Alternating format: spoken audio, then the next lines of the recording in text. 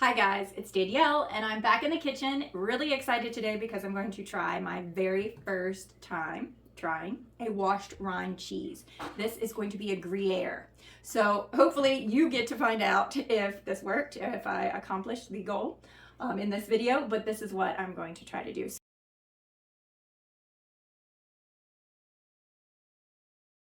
I have been making cheddar, Gouda, Buttercase, Asiago, Monterey Jack, Pepper Jack, all these different cheeses, and they have been great. I'm so thankful for the skill and the knowledge of learning how to do this, but I want to amp up what I'm making just a little bit, maybe a more complicated. At first, that is perfect. I've been doing cheese making for years now, so I feel like we're at a point where maybe I can do a little bit more of something that takes a little bit more time. I'm gonna try to age this without sticking it in the fridge. So that works if you need it, and that's what I've been doing for years, but it slows everything down and makes the flavor development so much slower, but that's what I have, so that's what I've used. So definitely start with what you have.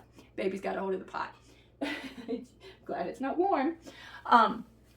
So start with what you have and start definitely with the simple cheeses, but come along with me and see if I can successfully make a Gruyere cheese. So I have in my cheese pot, I've got 5 gallons. I'm going to start this with 5 gallons of whole milk. This is my raw milk. I did not scrape any cream, which is really, really hard for me. I usually scrape some cream, but I did not today. So I need to get this up to 90 degrees. So 5 gallons up to 90 degrees. Okay, we are at 90 degrees, so we're going to go ahead and turn the stove off. No more heat on there. And we're going to culture this Gruyere with thermophilic culture. This is the culture I'm using today. It's thermophilic from cheesemaking.com. I could also use yogurt whey. A lot of times I use that, but my yogurt whey smells a little strong, so I'm just going to use a pack. I always keep these in the freezer just in case, and then I will actually save the whey from this to use as a continually use that whey to ferment more, to ripen more cheeses that are thermophilic. So I'm going to, the directions say to sprinkle the packet on top of your cheese and let it rehydrate for several minutes. I think it says 3 minutes. It says 2 minutes. So that is what I'm going to do. And I don't need to use calcium chloride in my cheese because I have raw milk, but I've had a higher yield, more weight to my milk, to my cheese after it's done, after using this, starting to use it. So I have been, this is not necessary, but I'm actually using this book for this Gruyere. I use it a lot, 200 Easy Homemade Cheeses, and it is on page, the Gruyere is 232. So I'm not making these things up at all. I'm using this. So it says for 4 gallons to use 3/4 a teaspoon of calcium chloride. I'm just going to use, I'm using 5 gallons, but I'm still going to do 3/4 a teaspoon in about 1/4 cup of water. You just kind of want to dilute it. It has been 2 minutes, so we're going to go ahead and stir that culture into my milk. We're going to stir in an up-down fashion just to incorporate it throughout the whole of my milk. And then we're going to let this ripen or culture for 10 minutes before we add this calcium chloride. And like I said, if you're using raw milk, calcium chloride is actually optional, but I have been preferring to use it. That is, and I don't know if I'll rebuy if once this calcium chloride is gone, if I will buy another container of it or what. But I am using it since I have it, and this will set for 10 minutes. We are not turning that heat back on at all. This is staying at 90 degrees to culture. Just adding 3/4 a teaspoon in 1/4 cup. I'm getting it ready. Okay, so it's been 10 minutes. That doesn't seem like a very long time to ripen, but that's okay. 10 minutes, and then we're going to go ahead and pour over that calcium chloride that I diluted in some water. And I see a tiny little hair, yay. Okay, so we're gonna do the same thing up and down with this motion. And then you don't need to let this set anymore before you add your rennet. So I'm gonna go ahead and stir this in and then get my rennet and water solution together. Here is my rennet that I'm going to use. The direction says to do 3/4 a teaspoon of rennet in a 1/4 cup of cool water. I've actually here lately, and I do not know why, it wasn't like this on her last lactation, but it's needed a little more rennet to set up. So I'm actually going to I'm going to actually do 3/4 a teaspoon. Usually when you use raw milk, you don't have to use as much. I am doing 5 gallons and I'm still only going to do about 3/4 a teaspoon of rennet. And this just comes with knowing how your milk is acting currently. And that's how I'm feeling. I don't know. I've actually even checked to make sure this wasn't like almost expired, to make sure it wasn't this, but it is not. But it is soon, so maybe that has something to do with it. So I added 3/4 a teaspoon to a 1/4 cup of water. Actually, this is not Clabber. That's I need to wash that off. But you could also use Clabber to culture this, and I am developing a Clabber culture, but I don't want to start this cheese that's going to take so long with using Clabber as my culture. But yeah, so we're going to go ahead and pour this over the top. Right, I'm going to pour this over the top, taking no longer than like 30 to 40 seconds to stir in, up down fashion, because the rennet is what sets it, coagulates it into like a mass instead of liquid. So and it will begin to work pretty quickly. So you want to stir relatively quickly. And then we're going to let this coagulate for 40 minutes undisturbed, and we are still at 90 degrees. We're not changing the temperature whatsoever. So 40 minutes. It has already been the 40 minutes, but I can tell that it is not fully set. So I'm going to give it another 10 or 15 minutes before I try cutting the curds. Okay, it has been over 40 minutes. I've given it even another probably 5-10 minutes. I'm going to check for a clean break. My finger is clean. I'm going to stick it down in and pull it straight up. And yeah, I think we have a clean break. So for this cheese, we're actually going to use a whisk to cut our curds, which is really nice. It's kind of makes it more simple. This is the only whisk I currently have. I'm actually waiting for my mail to run because I have a really long whisk that I ordered several days ago. It was supposed to be here yesterday. It wasn't. It's supposed to be here today, and it's still not ran. The mail is not here yet. So I'm going to use my teeny tiny whisk. It can be done. I have done it many times. But I'm going to go in sections, and it's going to be kind of loud, so I'll just tell you now. I'll do like the top little third, and then I'll go down to the next third and down to the bottom third, doing it all the way. And then we're going to let the curds rest.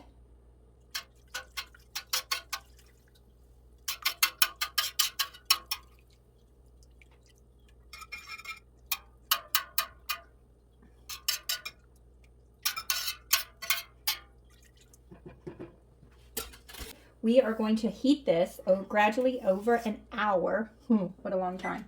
An hour, and stirring very gently. So I usually let them rest, but the directions does not say to let them rest this time. So this is definitely going to be a much drier cheese, with it having the whisking and making smaller curds. They're not going to retain so much whey. It's going to be a much drier cheese.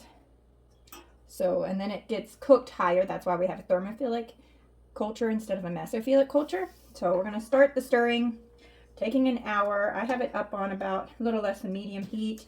We want to get to 114. We should still be at about 90. Yeah, so we're at about 90 now. So we're going to take our time. And if you need to, if it heats up too quickly, like you have a gas stove, you can turn it on 5 minutes, turn it off 5 minutes, so that you're not quickly getting to the high temp of 114 in the first 10-15 minutes. I'm only up at, it's pretty warm, at 110, but I feel good about it. It seems to be clinging together really well. So the next step is turn the heat off and don't make it ring again, and let it set for 5 minutes. At this point, I'm getting my press ready, because after this, I'm going to be putting the curds in the press. Also, we are going to need to put this way somewhere. So if you need to go get a bucket or whatever, do that during this 5 minutes. Finally got it in the press. Ooh, it's real crooked, isn't it? Yes, it is. We need to press for 1 hour on medium pressure. And I need to take care of that baby because he is done. He is so done, aren't you? So 1 hour on medium pressure.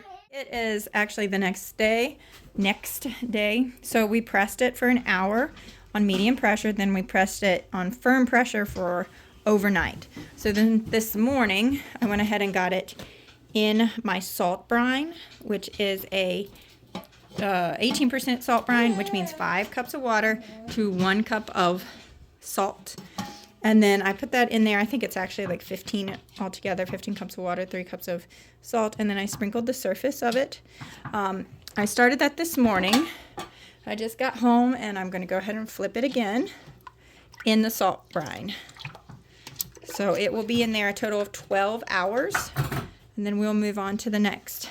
So we have a homeschool group that meets on Friday mornings, and it's always kind of nuts getting in and out of the house. So I did not film this morning, but this is what we're dealing with now in our Gruyere cheese. Thinking about what I want to get started next. And yes, dirty dishes, clean dishes, you know, normal chaos. Okay, our Gruyere has been at room temperature air drying for 3 days now, and it looks just about, it's got a good rind on it. I'm happy with this. So I'm going to get it in its ripening container, but first I'm going to start the wash. So it says every other day you're going to wash with a simple brine, a salt brine. So it's going to be half a cup of boiling water to 1 teaspoon of salt.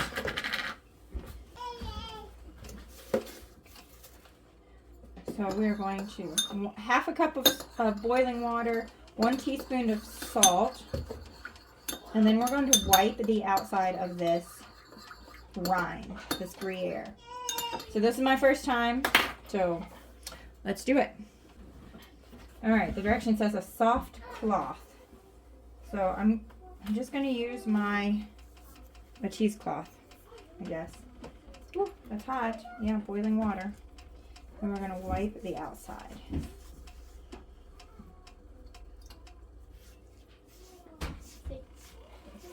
Now, some of the reason it took me so long to get, I let this go for 3 days because I was looking for a ripening container. I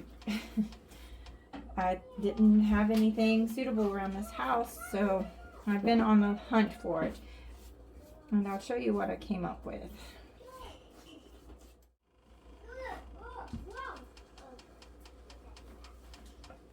So this is what I'm going to try. This is a 6-quart Cambro food storage with a lid. I have a little mat underneath, and that seems to work. I'm going to put it on in there.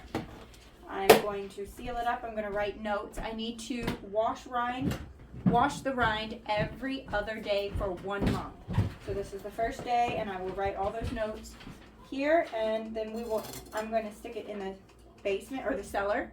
The cellar has a temperature right now about 55 degrees, and then I'll bring it up every day and wash the rind.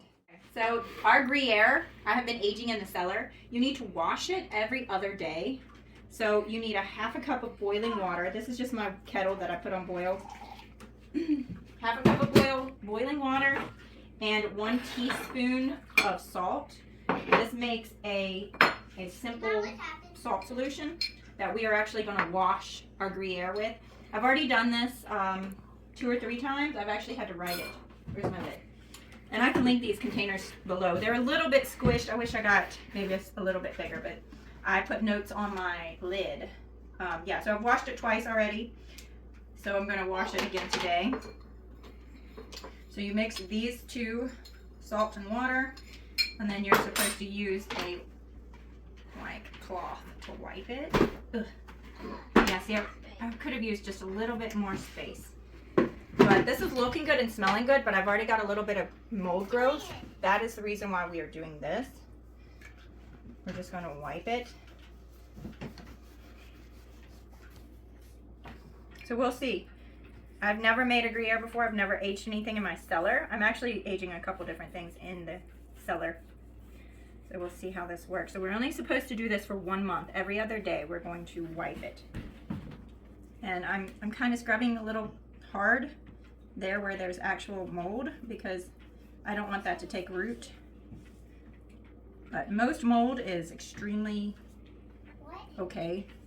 A lot of mold gives flavor, but we just don't want mold growing yet. So we'll find out how it works. So we put the salt water, wash it down all over, and then we're going to flip it. So whatever was the top, I'll make sure it's on the bottom.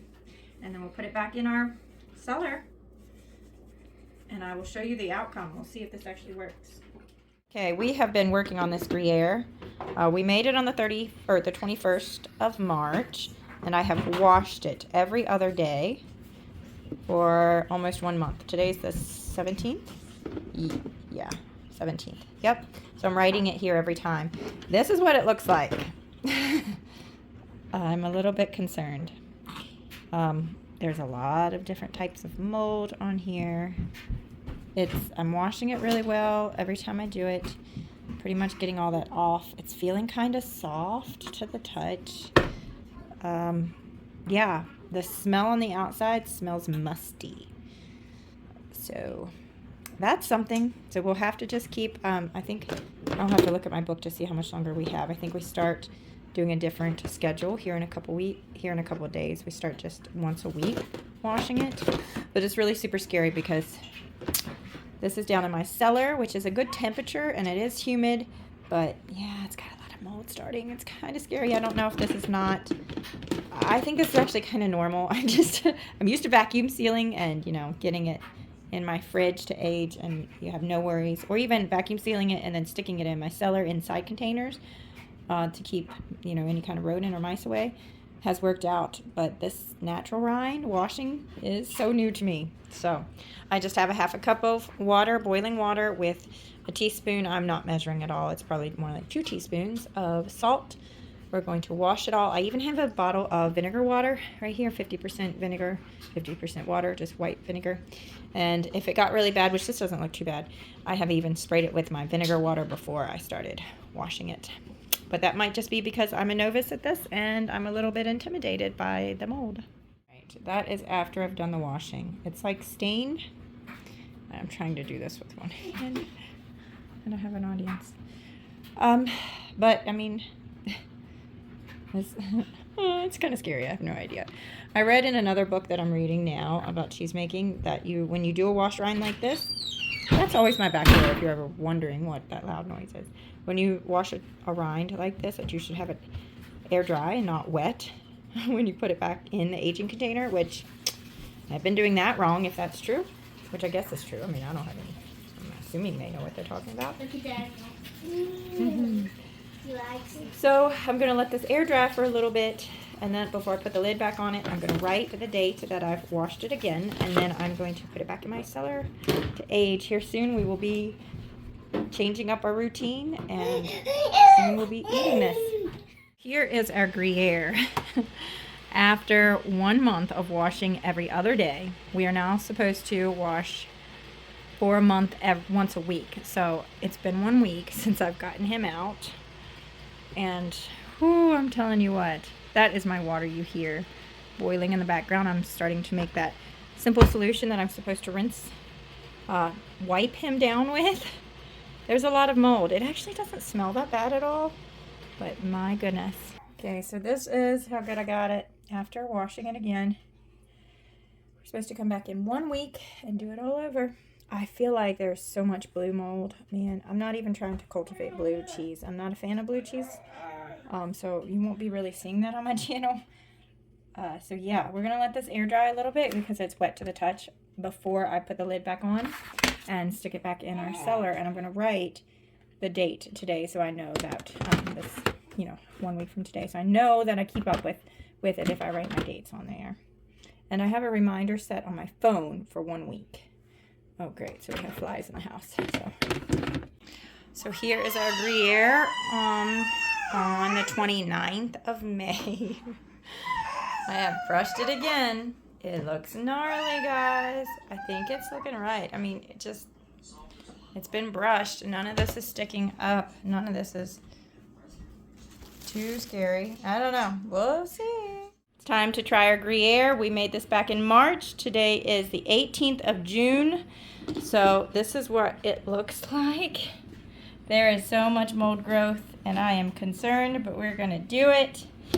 So I wrote notes on different times that I did different things. The last time I brushed it was May 29th, but I had to move it to my fridge, my outside fridge, because my cellar started to get too warm. So since this date, so the last, 30 days or so, it's been in a fridge. So we'll see what it tastes like. Now with a Gruyere, the rind is edible, but it's not really eatable. It doesn't taste good. So all this mold on the outside isn't what we're gonna actually eat. So we're gonna cut it up now. It smells like a cellar. It smells like a cellar. I mean, can you actually see this? Because this is actually really pretty to me. It's really pretty, like all this like reddish.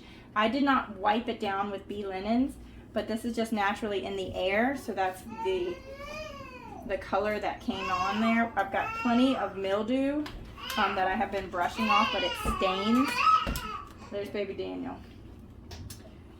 So this aged for a long time without a fridge in our cellar for most of its aging life. You can go a lot longer with a Gruyere, but we just did 3 months because we really want to try this. But we're not going to eat the outside. Maybe. We'll see. And it's kind of tacky on the outside too.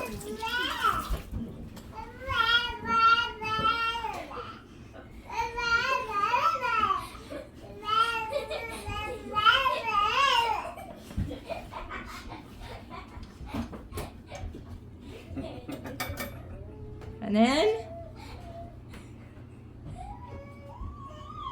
oh my gosh, that smells right. Kinda.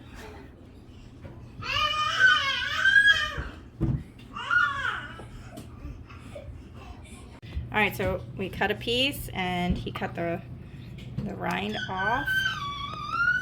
Gonna try it. And this is the noise you hear in the background. He's not gonna eat Gruyere right now.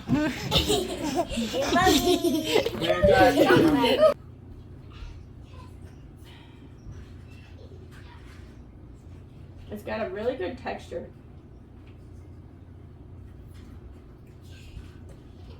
Oh, it's really good. You can have some. Yes, it's good. Okay, so it's not dry. You could give it longer for sure. It would be a stronger taste to it. It's got a really good feel to it. It doesn't crumble in your hand. It bends.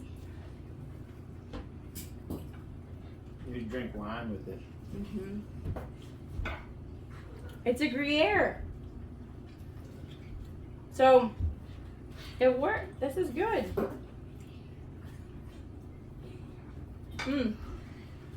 Gruyere is usually made in fondue. This is delicious. I'm impressed. We did that, Daniel. Oh yeah, Daniel approves. That was so good. So I definitely suggest you try it. Don't be scared of all this mold. Just don't eat the mold on the outside. If you can natural rind and wash the Gruyere like you're supposed to, that's even better. I did have to move it to the fridge, so it probably inhibited a little bit of the flavor development that would have happened. But that is so good. That is a delicious Gruyere. Now I have a question. Maybe somebody will know the answer. I don't want to eat all this Gruyere in one setting. So if I'm going to vacuum seal this and save this for later, I wonder if I should cut the rind off. I wonder what to do. So is this homemade? Is this our wine? Mm-hmm. It's good. Do you like it? Mm-hmm. Everybody want to try Gruyere? Yes, please. Yes, please. So I don't know how much it is at the store. I think it's like $13.99 at Costco for a little wedge per pound of Gruyere. I wonder how many pounds I made. Let's find out. It's delicious. This is delicious. What? What does the mold taste like? Like mold? Like moldy cheese. Moldy cheese. Yeah. So this was 3 pounds and 14 ounces. It was probably 4 pounds before we started cutting pieces off. So yeah, awesome. I'm going to start another one immediately. That's good. I want to age this one for even like half of it for even longer, but I need to research and find out if I should cut all the mold off first No, I wouldn't think. or I'd keep say- aging it the way I have, because I have it just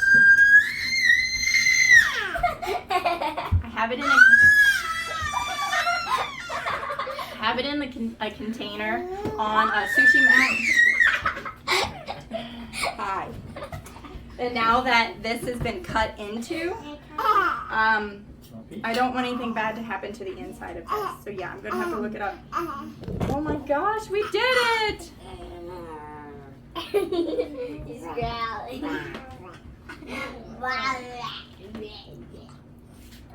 Honey, Aww.